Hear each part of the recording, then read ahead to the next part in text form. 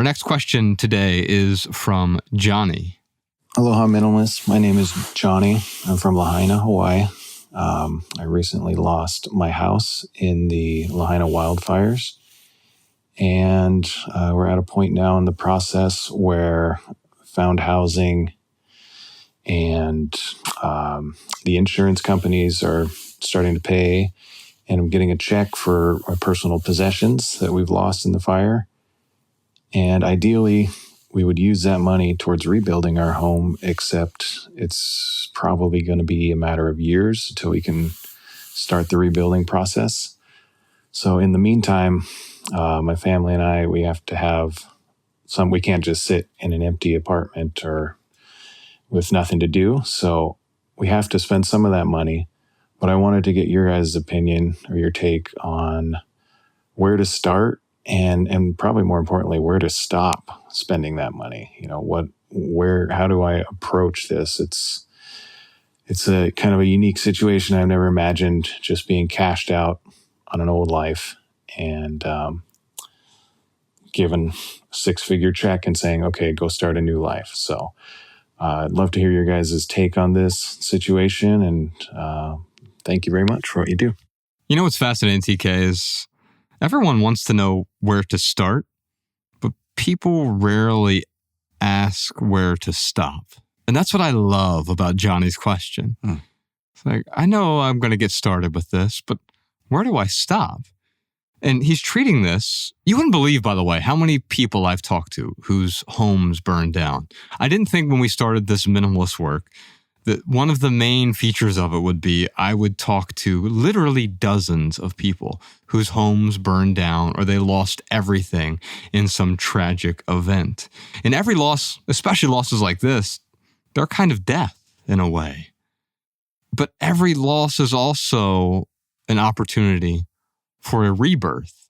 And I think that's where Johnny is right now. And that's what he's asking.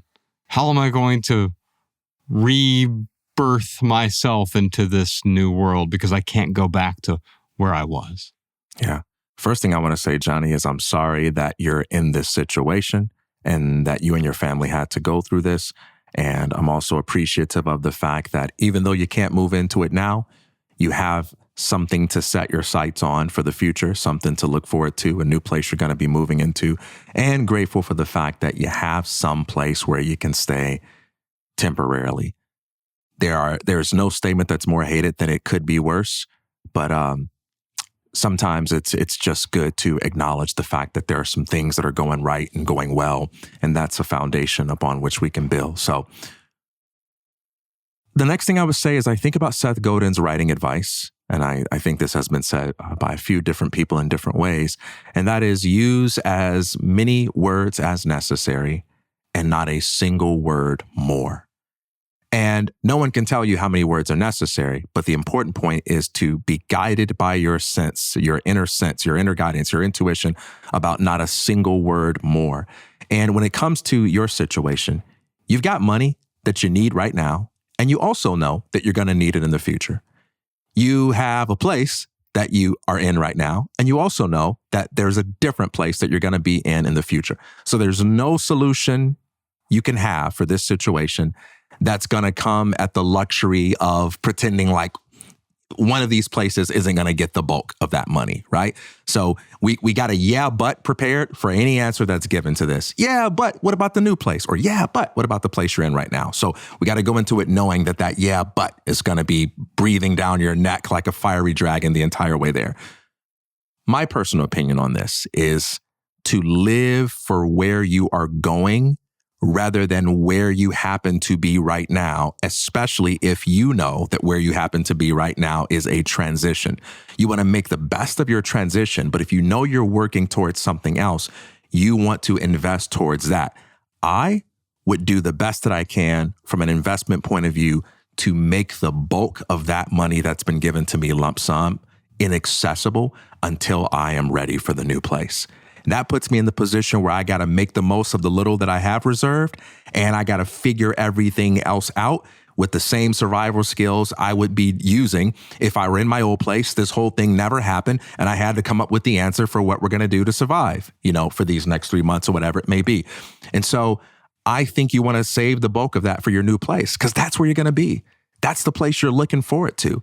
Right now, this is a transition where it's a question of, what can I put up with? What can I tolerate? What can I get away with? I would approach where I'm at now with that kind of mentality. And I would talk this over with my family.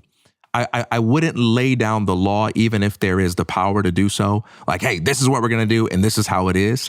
I would articulate my vision to the family and say, hey, look, I know we have all these needs, but we're almost there.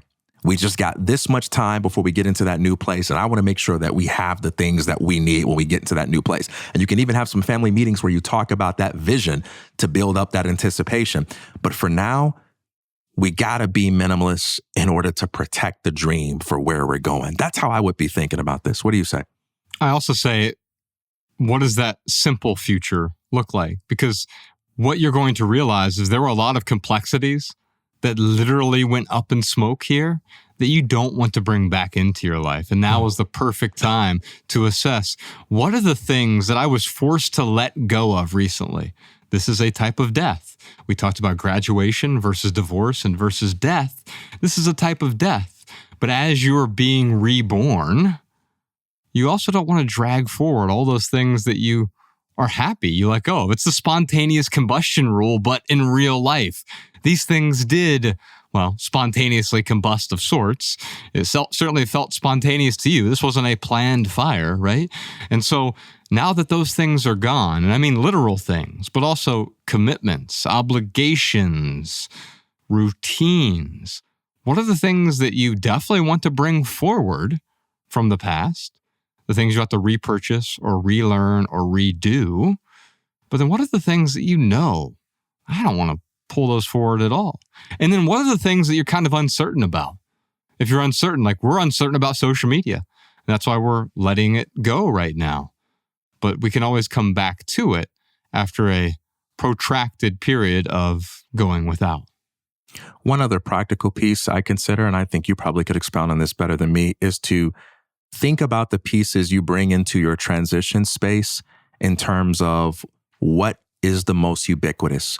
What is something that I think I will want and can be used in my new space as well? There are some pieces that we buy that are only right for the space that you're in. And then there are other things that are pretty readily transferable and can play well in a lot of different types of spaces. And whether you're thinking about tables or chairs or any kind of furniture, I would be challenging myself and my family to think about things in that way as well. That way, you've got fewer things you need to place constraints around if you know you want to take them with you. I call this slow population. Whenever we move into a new space, it is our desire to complete the space as soon as possible. So what do? We go to IKEA and we spend thousands of dollars. So I get the right vase here, the flowers, the fake plant. I have to have the couch and the coffee table, and I have to have the credenza and the sideboard.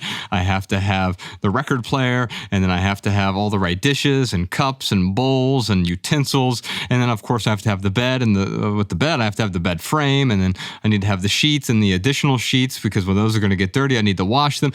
And all of a sudden, I'm creating all of these additional thoughts. It's thought clutter, but it's really a fantasy of what I thought I needed. But slow population is going into the space and saying, what can I get by without? Not forever, but for this period of time. Because I think the opposite of what TK was saying earlier, and I actually agree with what TK was saying, you're going to have to be in this temporary or liminal space at the moment because you're focused on what that future might look like. But don't forsake the moment. Don't forsake the present because of this fantastical vision of a perfect future that as soon as you get there, everything will be good and complete. We also know that isn't true. Everything is good and complete in this moment. And the only reason it feels incomplete is the fantasy you have about what might complete it. And just like the good times, this transition will be over before you know it. And, above all, set you and your family up to be able to make the most of this time together. Thanks for watching this highlight. If you'd like to check out another one, you can watch this clip here. Or if you'd like to watch the full episode for this highlight clip, you can check out this one here.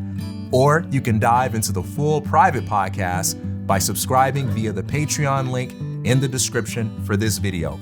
Your Patreon support is what helps keep this podcast 100% advertisement free.